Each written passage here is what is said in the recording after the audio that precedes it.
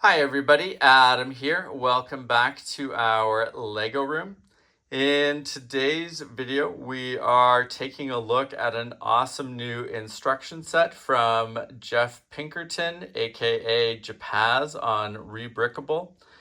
This instruction set is for the Lego Cheyenne 650-ton coal bunker, and it has options for you to use red or gray for the mid structure part of the model. We'll talk more about that in a few minutes. Really impressed with what Jeff has managed to do here. We have a number of his models already built around our layout and several more in the queue to build in the coming weeks and months ahead. And this looks like another great addition to his model lineup on Rebrickable. Now, some of you might be wondering what a coal bunker is. I didn't initially know. I had to do some reading. And, first off, I'll say one of the things that really impressed me was looking at real world pictures and some of the model railroading pictures of this particular structure. I think that he has done an amazing job of recreating this real world structure. It looks really accurate, which I'm impressed with. Always interesting to see how people go about recreating real world objects in Lego form, and he's done an excellent job here. It is worth noting that this particular build requires 13,722 parts. That's a ton of parts. And Rebrickable is estimating the part cost, used parts, at just under $2,000. One of the things that I appreciate, though, with what Jeff has done for this particular build is he's broken up the parts list into several different chunks. So it's easier to tailor what you need for the specific build. For example, if you've already got all the mills plates required for this, you don't need to bring in the mills parts for the parts list. Same thing for the trees. If you want to leave those out for the time being, you can, and you don't need to worry about them being in your main parts list for the build. So a really nice touch, and makes it a little easier when you're going through and trying to price things out and find the best way to tackle the build. Other things that I personally plan on doing for sort of trying to keep the cost of the build, as reasonable as possible. I'm going to price out the different options for this middle structure here. I really like the red that is in this picture, but like I mentioned, there's also a gray version of that.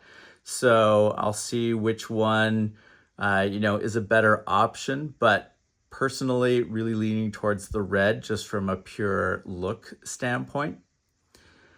And then from there, I just like to go down the Bricklink parts, see what's the most expensive, see if there's some things that I can modify slightly to get a cheaper price, but, not sacrifice the general look of the model.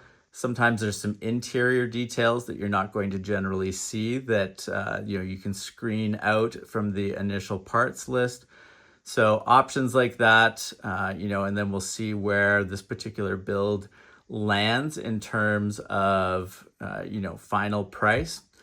But in terms of sheer scope and size, really impressive work that Jeff has done here. This structure looks to be about 5 mills plates wide, or 5 mills modules wide. And it looks to be 6 or 7 tracks that are supported by the coal bunker. Really impressive. I mean, it's a super wide module, bigger than our current rail yard will handle, but definitely something that I think will look amazing, and we can work on expanding things out to really maximize the use of this particular module. So really excited about that. And, when it comes to sort of eye-catching details, I mentioned, really like the way that red sticks out there. Also a big fan of this staircase on the one side that goes from ground level up to the top part of the structure. Interesting to see just how structurally sound that is. It says the model is in inches, 24.9 inches tall. It's just over 2 feet. That's really high. It'll be interesting to see how that staircase works for, when the model is statically displayed here in the Lego room versus, when we're taking it out to display at shows. But I think that, it's true to the real world version of this structure. And, another really eye-catching piece on there that I appreciate. So looking forward to seeing how that comes together.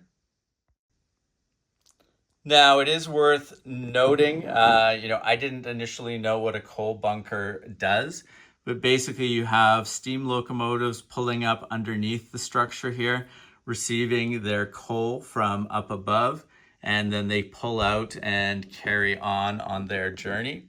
So, a really cool idea, and will be an excellent display piece that can work with some of our steam locomotives as we get them up and running. So I think that will be a nice touch. Also have to say, always really impressed with the scenery work that Jeff does around his builds. Love the fact that in addition to getting the instructions for the main structure here, you're also getting instructions for all these trees and the various foliage around the build.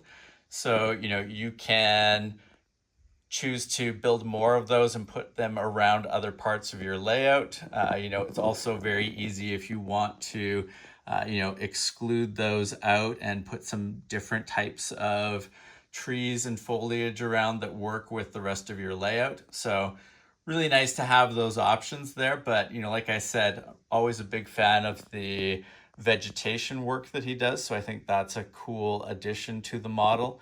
Also really impressive to always see the different ways that he tackles the roof parts of his builds. So looking forward to seeing how that top part of the coal bunker comes together as well.